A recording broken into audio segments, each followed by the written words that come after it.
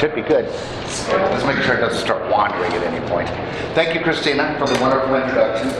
Greetings, Chamber. I was up till midnight last night working on this. So it seems like it's a little out of order or whatever. I'm still fine-tuning it. But this is the first full presentation I've done on cybersecurity since pre-COVID. I did a little 10, 12-minute spiel at the Greene County Chamber because they were asking for some cybersecurity tips. But the message that I'm trying to bring out to you folks, and by the way, Matthew Griffith has been with us a little close to a year and a half, and he's our Chief Information Security Officer. He came to us from the Navy with a background in cybersecurity, and he came and said, I would really like to help you folks try to up the game when it comes to small business protections. And so he is totally leading up that effort. So we really appreciate having him on the team. He'll be around after I get done with the presentation to help answer questions. Cybersecurity in small business is something that's always been a concern. And over the years, people have almost taken it for granted that, yeah, I should have a complex password, I should do certain things. But today we're going to get to the meat of what my biggest concerns are for the future of cybersecurity, and it's not the basic stuff. So what you're not going to get today is a dog and pony show, because nobody has time for that.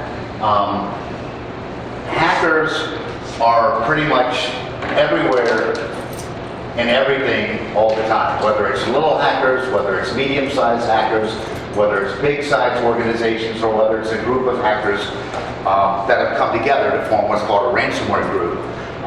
Historically, they've always been a problem, but it's only been in the last decade that they've really become in the news, where you've started reading about them more and more. But in the last 3 years, everything has sped up exponentially, especially in the last year since artificial intelligence came on the scene. I'll definitely be diving into that. A lot of the cybersecurity tips that I'm going to be going through, we're going to move through really quickly, because you can get the information that I'm going to be presenting on the basics online. Just open up Google Chrome or Microsoft Edge or Firefox and type cybersecurity for small business best practices, and you will find hundreds of resources, things that you can read, things that you can share with your teams, things that you can print out and hand out. So I'm going to move really quickly through those because I don't want to basically beat a dead horse. And to be honest, most of you have been hearing these same recommendations for many, many years. So I'm just going to skip through them pretty quickly and get to the stuff that I think is really important moving forward. This is what cybersecurity threats are looking like these days. So in the old days, it was your individual hackers. Now, with artificial intelligence, it's become a literal monster. And in the headlines, I'm reading things like an apocalypse is coming and Armageddon is coming when it comes to cybersecurity. I call it the cyberstorm. And in fact, about 8 months ago, I started writing a book called Cyberstorm, preparing for the coming cybersecurity environment. But then I got busy running PJ Networks and I haven't gotten very far. But I think it's a really important message that everybody needs to kind of perk up the ears and pay attention to.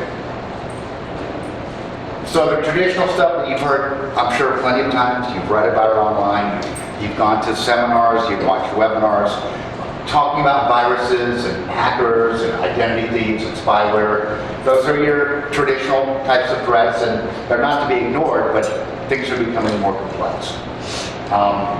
To give you a quick example of what a phishing email looks like. In this one, there's several tells that tell you that this is a phishing email.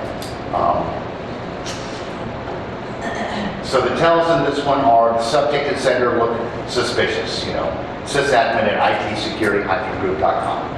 Who are they? Supposed authority. This one specifically says that Congress has mandated, so they're trying to act like they have some authority and to get your attention. They're asking for a password. One of the most common things that you will see in a phishing email is to go in and provide a password, to reset your password, to verify your password. Always be suspicious when an email is asking you to provide a password. And then the spelling and grammar. Normally you just wouldn't see, that's not huge, but code-operation, and then the sender is IT security, like Ingrid Teresa Security. I don't know what that person's name is, but the whole thing smells suspicious. These are the type of emails you just want to delete. Don't think twice about it. Here's a real phishing email that came into one of our clients that tells, once again, this is from someone in the UK. It doesn't say, you've all probably seen phishing emails like this recently in the last year, 6 months, where it really doesn't tell you who it's from or what it's about. You just need to look at this. You need to click on this link. I mean, it may as well only say click on this link and give you an underlined link. And if you look, this doc, if you hover over it with your pointer, mouse pointer, it showed you that you're going here, which certainly doesn't look like a good destination. If you were bold or foolish, and you click on that link, and you were using Chrome, this is what you would get. Because I'm both bold and foolish, and I have so many layers of protection, it's not even funny, I clicked on it because I really wanted to see what would happen. So basically Google Chrome immediately popped up, said it's a deceptive website.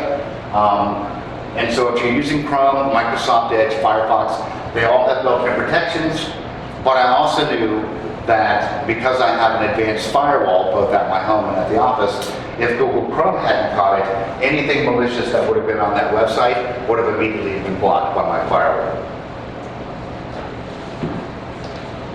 Oh, by the way, if I hit a specific page, because I am going to be moving quickly, and you have a question about that one topic, feel free to raise your hand. I don't think much of it is going to be new material in the first half of the presentation, but don't be shy. Raise your hand, I'll recognize it. All right, so to show you the power of AI, which I'm going to be going on about quite a bit, I entered this prompt into Microsoft's Copilot. I don't know if everybody knows, but Microsoft released a free AI search engine or AI tool called Copilot. If you go to copilot.microsoft.com, anybody can use it. And I told it, my IT support company manages hundreds of small businesses. We need to get all users to click on a link to change their Microsoft 365 password. Write an email template that we can send out for that purpose. That's all I said. Here's what it came up with in about 10 seconds. There's no typos. There are no weird grammar errors. It's a perfectly written email. So the AI didn't write it with the intention of getting anybody to click on a phishing email. AI is neither good nor bad. It's a tool, like a hammer or a screwdriver.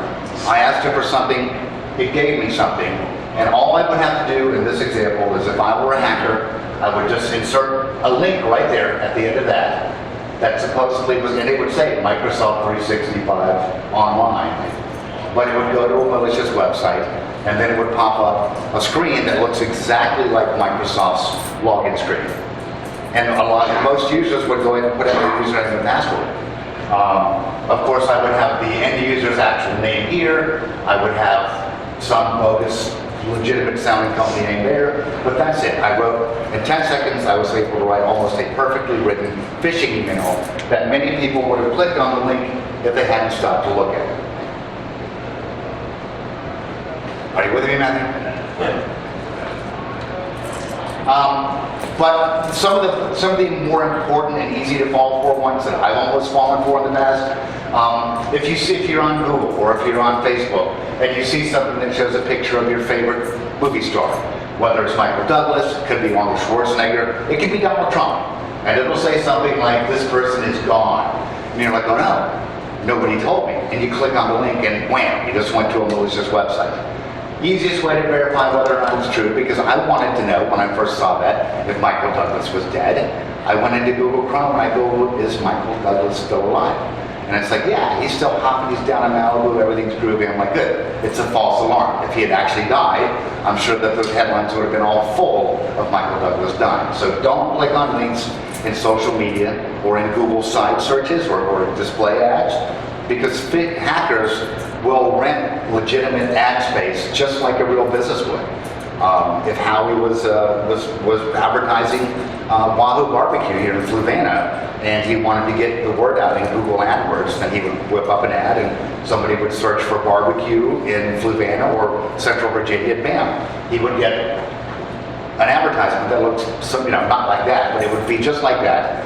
But if they click on it, they would go to his website. A really dangerous one, and please everybody, if you don't learn anything else today, remember this: never, ever, ever, ever call a phone number that pops up on your screen saying you are infected, you need to call Microsoft, or you need to call Google, or you need to call somebody in order to get this fixed. Because if you call that number, you're going to get a hold of a scammer who maybe, back in the day, a few years ago, they were clearly not American. They didn't speak English very well. Nowadays, that may be different. You could even be talking to a deepfake. So it's, it's an AI-driven engine, but this can drain your bank account. Over the last 18 years, the single most common thing that I have seen drain somebody, and I'm talking $70, $80, $100,000 from an elderly person's bank account. It's people calling a number, and the person says, "Oh yeah, this is Joe with Microsoft. I need to connect into your computer because it's infected." Oh, okay. And so they connect in, and when they get in, they get all if their passwords are cached, anything that they have on the local hard drive is gone. So that's an easy way to drain your bank account. Just don't do it. Tell all of your friends, coworkers, employees, tell them not ever call a number like that on the phone. If you needed to speak to Microsoft, you could just Google Microsoft support numbers, but even then, you have to be careful because the hackers are posting their content as if they are Microsoft, so they might come up above Microsoft's real number. So just be super, super cautious whenever you get a pop-up telling you to do something like calling a number or clicking a link. All right, using public Wi-Fi is a very important one. Howie, do you have public Wi-Fi here? Yeah. Okay. So whenever you use public Wi-Fi, there are some basic rules of thumb to follow. Don't do anything of value, meaning don't do banking, don't do online purchases. If you're using public Wi-Fi and you don't have some sort of a VPN software like NordVPN or something like that protects your connection, then I could be a hacker, you could be sitting where Howie's sitting, and I could be sitting at that table there with my laptop, and I'm connected to the same Wi-Fi, and because it's publicly shared, I could have hacking software that's looking at everything that goes through that Wi-Fi. So unless you have a VPN software that protects all of your data, don't do anything like banking or online purchases or anything like that. I got your attention, Penny. Yeah, you did. Good. Fear. This is going to get, by the way, this is going to get a little scary towards the end. Part of it is intentional, part of it is not. It's just the cold reality.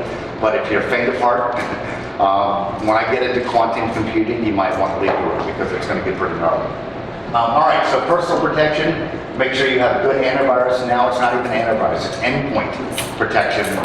For example, SentinelOne, if you want a good recommendation, that's what we provide to all of our clients now. SentinelOne, Sentinel with an O-N-E, is endpoint detect and respond. It's EDR, not antivirus, which uses an AI engine to look for anything that looks suspicious.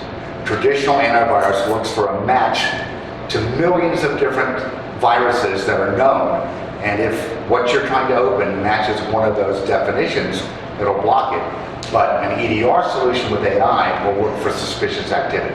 So get a good endpoint protection.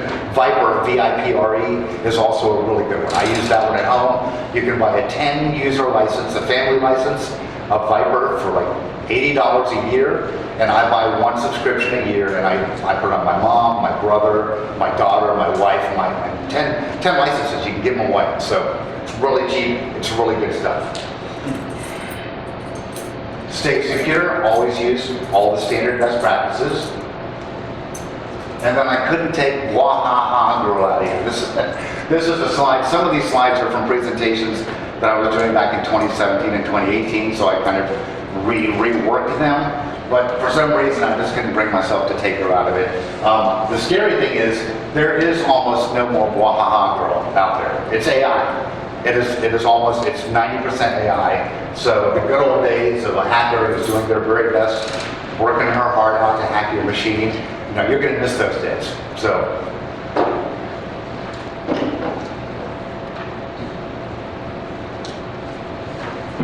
all right. Target rich, she's talking about a place like this, public, not used specifically that way, but a public hotspot is.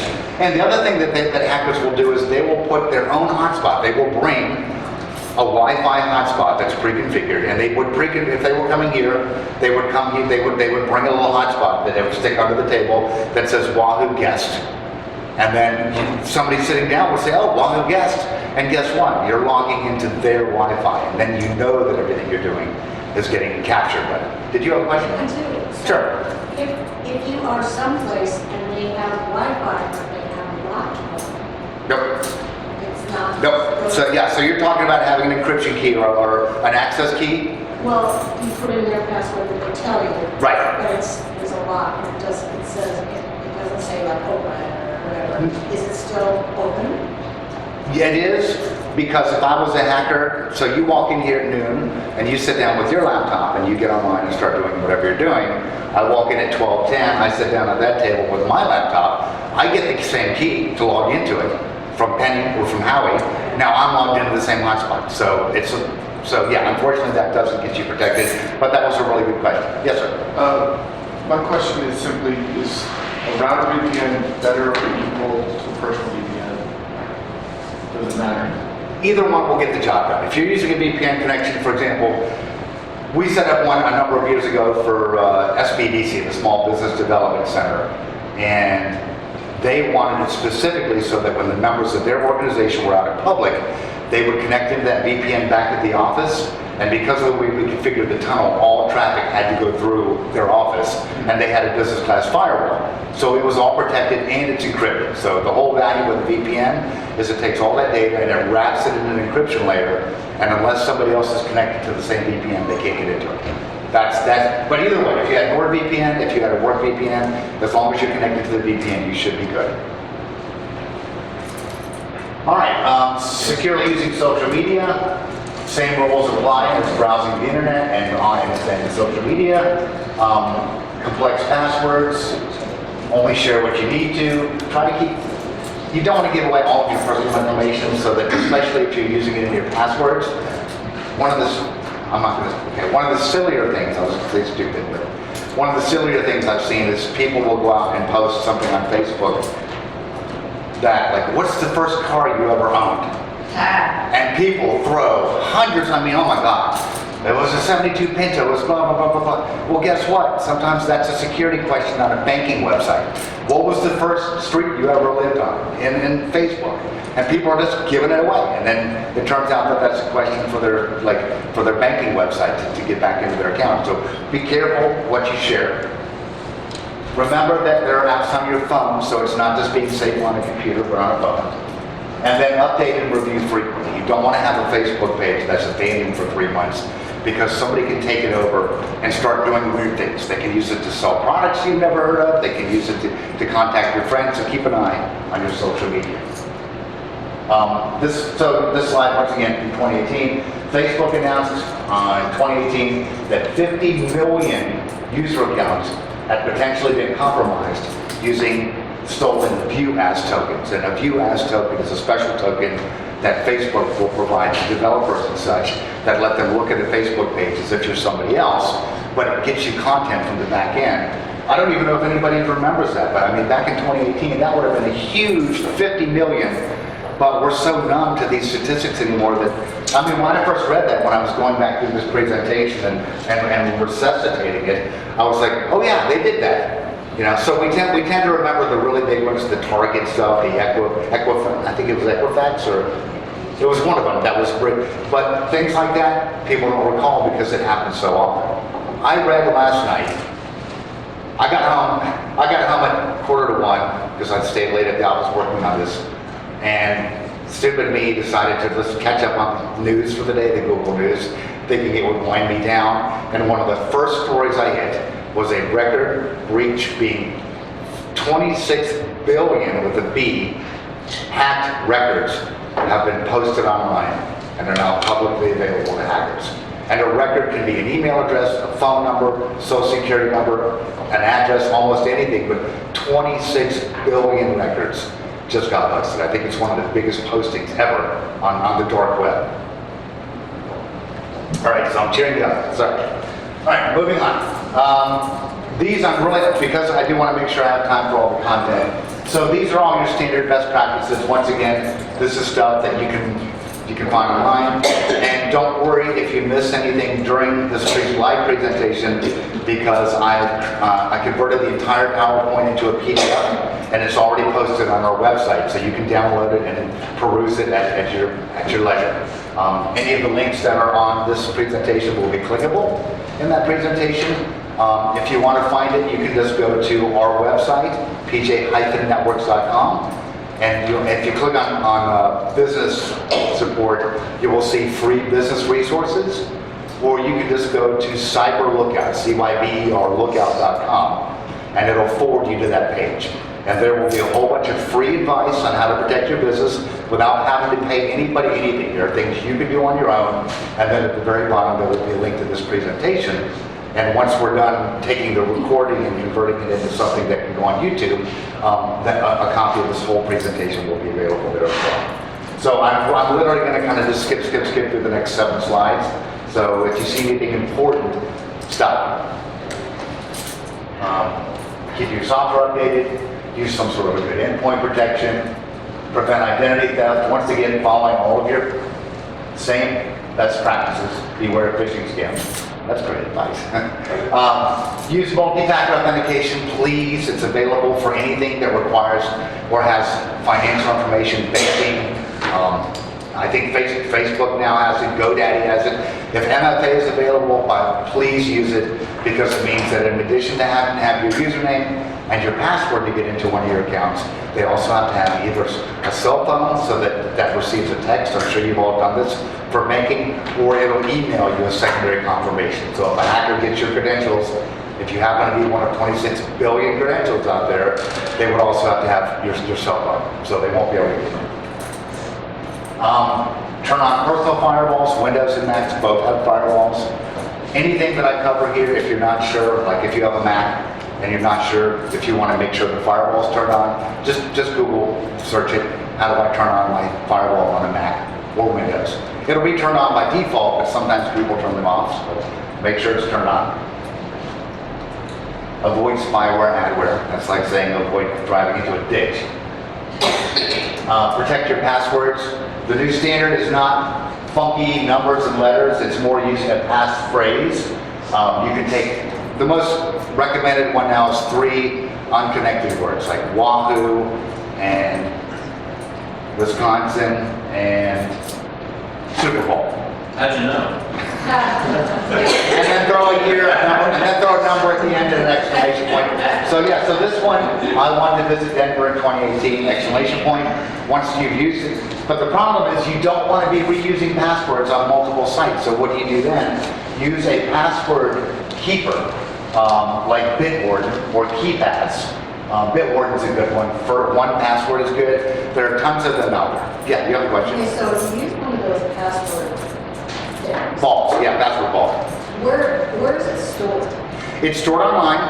It's encrypted with a password that you give it. So you do need to remember that 1Password to get into the vault. But the good ones, without that code that you give it, the encryption code for your password, somebody could get you your data files, but they can't read them because they're encrypted. So the key is make sure you keep that password secure.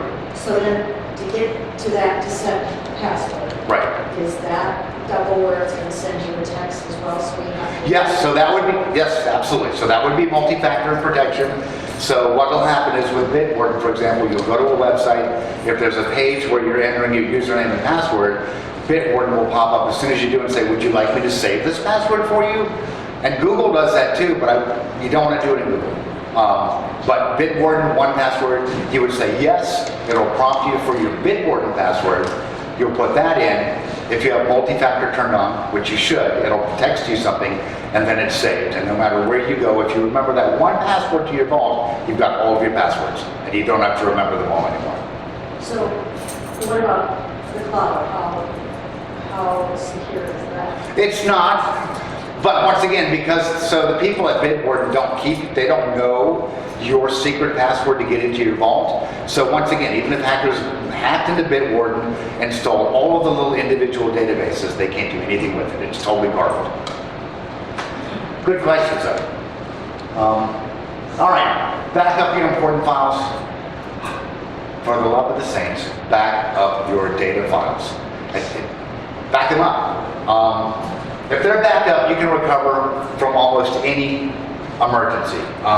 PJ Networks had a client a long time ago, 8 or 9 years ago, before we started doing managed services. who got hit with ransomware because an employee who was a temp got an email with a resume. She's a temp that said, please review my, and the grammar, but she wasn't English speaking. She wasn't native English. So, and it said resume.pdf or resume.zip. And she clicked on it and it ripped through her computer and the entire network. And we're talking terabytes of data were all encrypted. And this is back in the good old days before ransomware would corrupt every computer on the network. So it was that computer. So we knew who started it. And it was all of the server data files. We're talking tens of thousands of files. Thank God we had them all backed up. We back up multiple times a day. We checked them every single day. It took a day or two, but we were able to get all of the data back in place. I don't think any critical data was lost. The client took the invoice that we gave her and she sent it to her insurance company. And that was back in the day when insurance companies would honor a cyber insurance policy, even if you didn't really they didn't have any requirements. You would just check a box when you got your business insurance and say, yes, I want cyber insurance too. And so, but before, and there was only $500 deductible, the bill was like $3,000. That's changed. Yeah, thank you. So, but before they had even paid on that, like a week and a half later, another employee opened the same attachment and the same ransomware ripped through the entire network a second time. What had happened was the first employee, being diligent about wanting to make sure that an employee opportunity had forwarded it to another employee, who apparently didn't learn their lesson because they opened the attachment and ripped through, and we knew it was because their computer was encrypted. And so, thank God we didn't have to reinstall and wipe every computer on the network. It took about half the time to recover this time because we'd just gone through the drill, so we knew where everything needed to go and all that. And we did it quickly enough that the client was able to submit the second invoice along with the first, and only have to deal with one $500 deductible. And to my knowledge, they paid. That wouldn't happen today. But so ransomware is serious stuff. So back up your bit, but because the data files are back up, I'm pretty sure that no really important files were lost. It just took a bit of time to make sure that we didn't miss, because they were all buried. Yes, Matthew? They should be testing the backups as well. Just because you're backing up doesn't mean it's actually usable data to back up. Test your backup files. Right. So whether you're backing up on your own, or whether you're paying somebody else to back up, and I'll give you a horse around that too. Test at least once a month. Delete a file. For example, if you download the presentation as a PDF from our website, put it where you put all of your other documents, your Word, your Excel, and all that. If you're running any kind of a backups at all on any kind of regular basis, in a couple of weeks, go in and delete that PDF file, and then see if you can restore it. And if it's in the same location as the rest of your important files, then you can be pretty confident that if you got ransomware, then you can recover all of your data. And if you can't restore that file, then you aren't. And if you're paying somebody else to back up your data, same thing goes. Download our presentation, put it where you put our data files, wait a week to give them a fair chance to back it up. Like, backup should be happening multiple times a day, minimum at least once a day. But wait a week, delete that file, then contact your IT person and say, hey, I accidentally deleted this really awesome presentation that PT Networks did. Can you recover it for me? This is where it was, and this is what it's called. And if they can't, you don't have good backups. Kind of like opening up your trunk and making sure that your spare tire has air in it. Just make sure you're properly backed up. All right, so I really wanted to beat this one hard though. So, I don't know if everybody knows this, Windows 10, Windows 11, if you have OneDrive, most people have at least a personal version from Microsoft 365. Everybody knows that annoying OneDrive little cloud that keeps wanting to pop up and say, hey, log in and all that. Well, if you have that, which you should, then this is how easy it is to get your files on your local computer to back up to OneDrive. Click on the little cloud icon, click on the little settings button, go to settings. It'll open up a window, upper left, sync and backup. Click on manage backup. It'll bring up another box. You tick off whatever you want it to back up to OneDrive. If you're worried about storage, you can buy more storage. It comes with 5 gigs, which is enough for most people. If it's a professional Microsoft 365, I think it has a terabyte. But it comes with 5 gigs. That's it. You just make sure that your files are getting backed up to OneDrive. So If you learn nothing else, that's worth your price of admission. Thank you. Thank you. All right. Additional security recommendations, and once again, I'm sorry that I'm going so quickly, but use multi-factor 2FA or MFA. Don't leave your laptop sitting at a restaurant wide open and go to the bathroom without locking the screen. Set up user account and password even on your local home computer. I'm like, really? Somebody's going to break into my house and sit down on my computer, and then it's like, but you know what they have access to? 120 businesses and 1,500 computers, because my computer has access to those. My computer is locked now, and it has a password on it. Every time I sit down and I've got to unlock it. Not a big deal. It takes me 3 seconds. But if somebody broke into my house, because my hard drive is equipped with a BitLocker, they could pick up the computer and run away with it, and they won't get anything off of it. So put a password on your local computer. Just hit Control-Alt-Delete, and one of the options there, in addition to Task Manager, is going to be Change Password, and just put in a symbol. The simplest of passwords is better than nothing. So do yourself a favor, do that. Do not install unnecessary programs. Encrypt your local hard drive, BitLocker. If you're curious, if you want to do that, if it's a laptop, I recommend it. Just Google how to use BitLocker Windows, and you'll get all these videos and all kinds of instructions. Having your computer cleaned up annually is a good idea, because it'll lift off all that crappy little adware and spyware that accumulates, and it just slows down. It's like having tar sticking to your tire, and if you never clean it, eventually the tires get all gummed up. So just have it cleaned up professionally once a year. Bring it into our shop. Bring it in. Yes. Do the malware free download things, they really work? Yes, absolutely. Was that? It's on one of these. It'll be coming up. Yes, Malwarebytes free. So Malware, BYTESE, free. Run it once a month, and it is really good about digging off all this unwanted crap. It won't get the nastiest of rootkits and all that, but it'll absolutely get like 97% of stuff.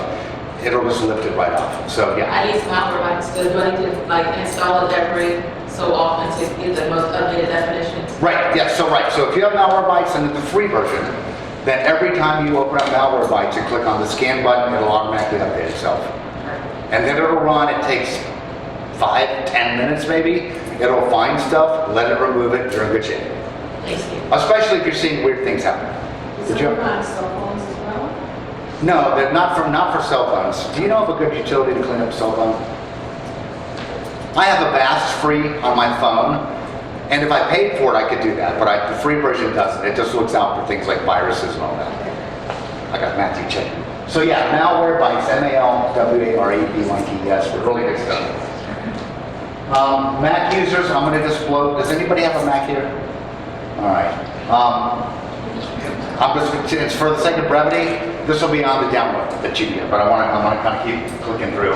All right, so most businesses are not prepared for that. Even the abominable snow monster is going to run away from that. So what happens? So you're a small business. I've given you all these scary things. We haven't even gotten to the real stuff, but I'll move along. But basically, just because you can change your own oil and maybe replace an alternator or a starter or whatever, you do not have the tools that you need to do everything your car needs to have done.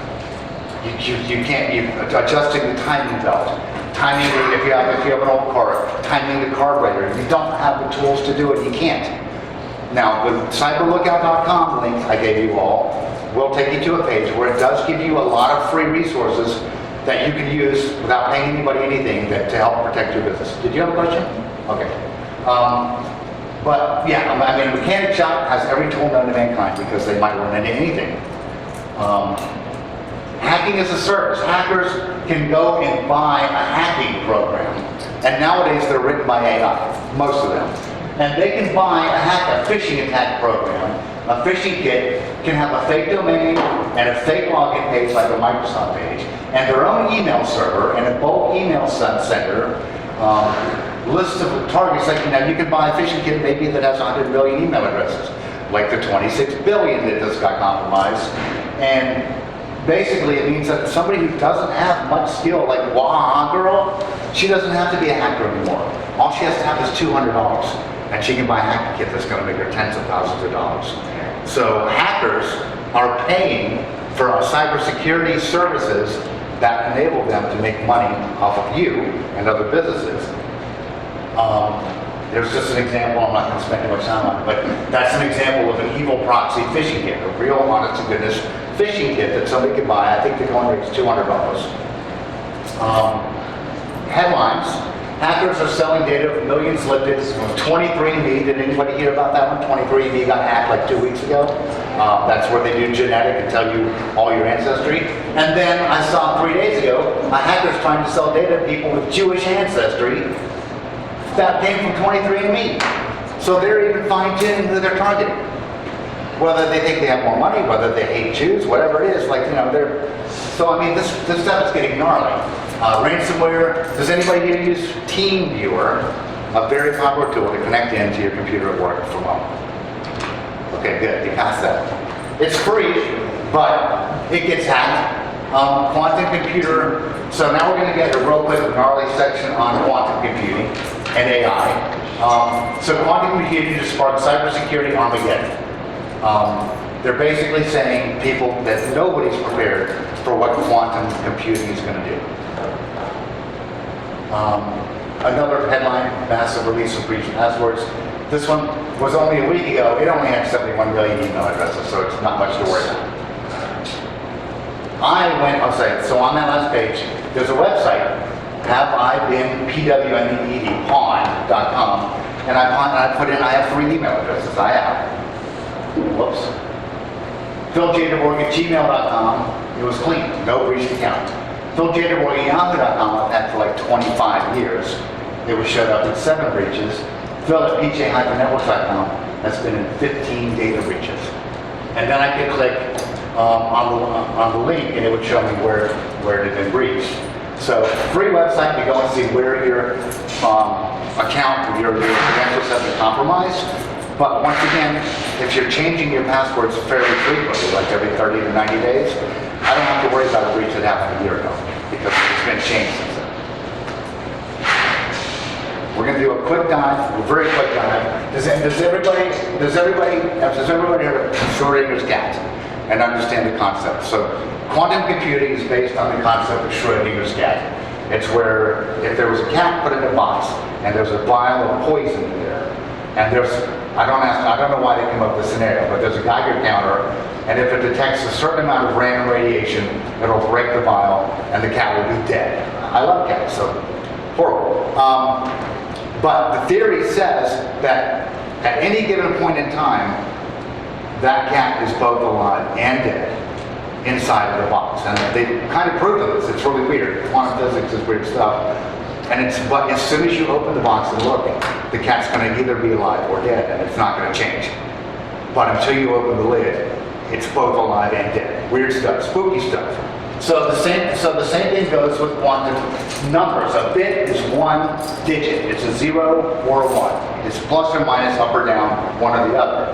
But until you actually use that number in some sort of a computation or in some sort of an equation, the number is both 0 and 1. And quantum computing uses what's called qubits for processor. A qubit is a bit of data that is both a 0 and a 1 at the same time. And quantum computing can break encryption codes and algorithms using the fact that it can look at long strings of numbers and see every single one of those bits as being both at the same time. They're saying that common algorithms and encryption codes are going to be worthless in the next 2 years because of quantum computing. So if that doesn't scare you, it should. Yeah, so like a byte is 8 bits of data, so 1, 2, 3, 4, 5, 6, 7, 8 digits. So we can represent any one of 0 to 255. And if you started counting from 0 to 255, you would go 0, 1, it's done. It's looked at every possible combination, and it's figured out whether or not it's part of the equation. So it's that scary. So now let's talk about quantum. Just kidding. Quantum. It's an interesting topic, but we don't have time. All right, so quantum computing, I'm going to just kind of abbreviate this. So quantum computing says, so when you combine quantum computing with artificial intelligence, you're basically taking 2 huge numbers and you're magnifying them towards each other. For example, AI has been able to decipher, to translate cuneiform tablets that are 5,000 years old, that were written in like Aramaic or something, but some weird language nobody's ever seen before. And archaeologists have been trying to decode those for 200 years. They put AI on it and it cracked it in like 3 minutes. So that's how, because it's able to look, artificial intelligence can look at every permutation and line things up. Then when you take that and combine it with quantum computing, so in 2019, Google achieves quantum supremacy, solving a specific problem in 200 seconds that the world's fastest computer would have taken 10,000 years. So imagine artificial intelligence powered by quantum computing. It's blowing people's minds. The government doesn't even know what to do with it because all encryption codes that are currently being used are going to become worthless because they'll crack them. So they're trying to come up with quantum algorithms to counter it. So now we're going to get to the good part, more on home stretch. So what can you do to protect your business? Cyber insurance is a really, yes. Oh, somebody said something? Oh. Cyber insurance is a really good start. The only thing you have to keep, the main thing you have to keep in mind is you have to answer the questions honestly. If your insurance questionnaire says, are you enforcing multi-factor on all of your online accounts? And you say yes, even though you don't know or it's not turned on. Hackers get into your Microsoft tenant, intercept an invoice for $20,000. They put in their own routing and account numbers, send it to you, you pay the invoice, then you realize it was a scam, you file a claim with your insurance company. Will your cyber insurance company honor your claim and cover the loss? Probably not, because you said you had multi-factor encryption turned on and you didn't. And we actually had a client that like 3 months ago that went that exact same scenario. And it was because one of their Microsoft accounts, all of them had multi-factor turned on, but there was one account because of something the way they were using it, they basically asked us not to enforce it. Meaning even though multi-factor was turned on, it wasn't enforced, and the hackers got in through that account, intercepted an invoice for 20 grand, and they paid it. Through some loophole, they got their money back because the bank is supposed to call to verify the routing numbers and bank numbers. Another client, almost a year ago, like 9 months ago, $800,000. I'm not lying, $800,000.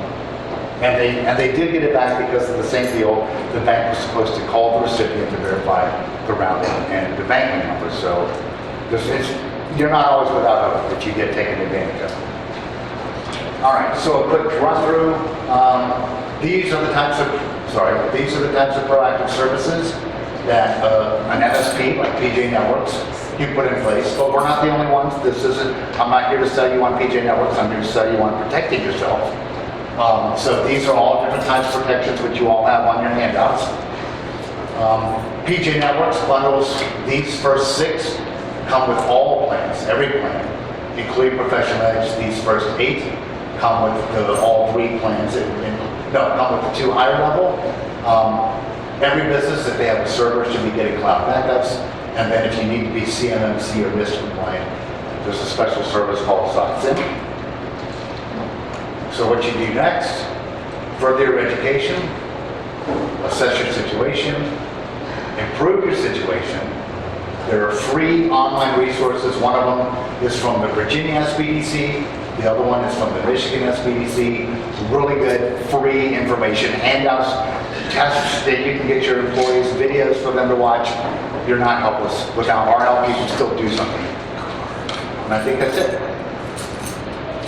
So, that was a lot to cover. The quantum stuff, it scares me.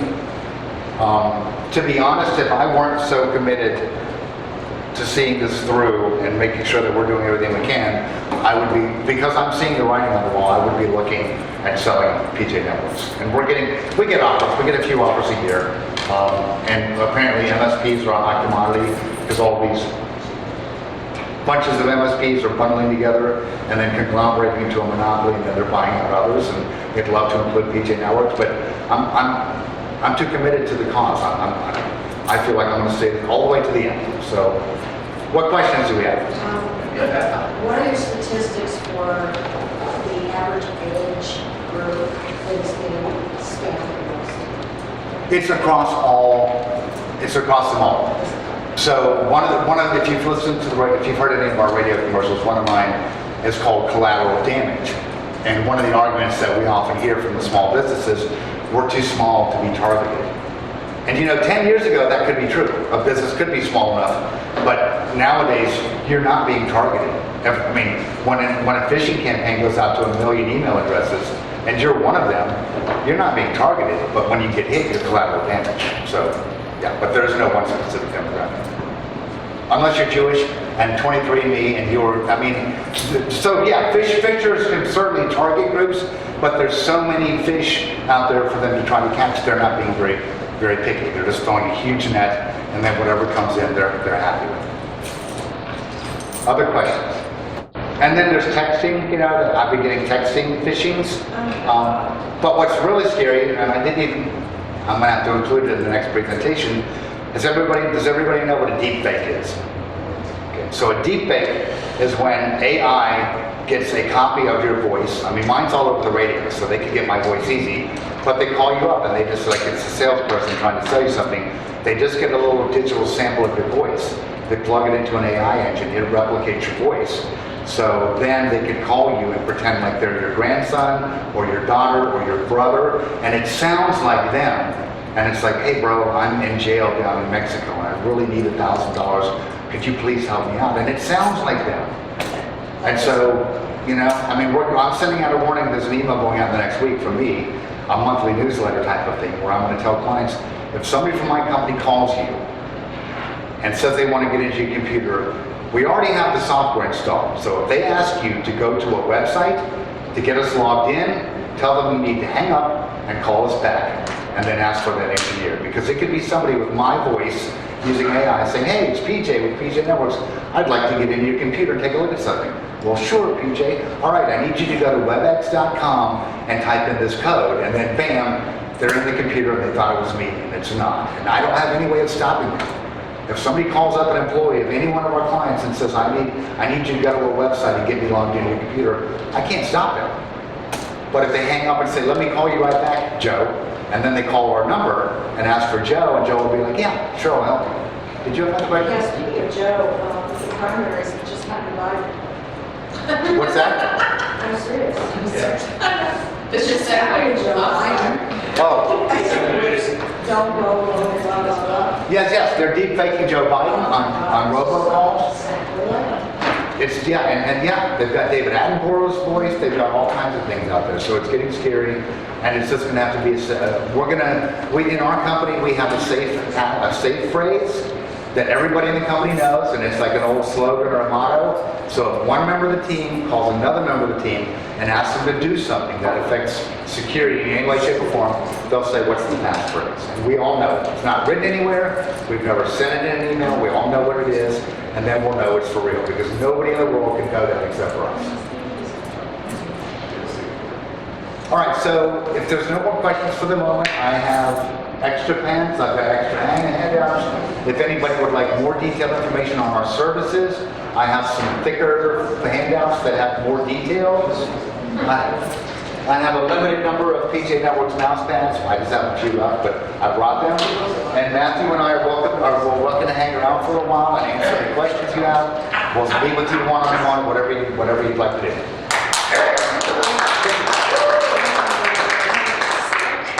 Thank you all again. I'll take it now.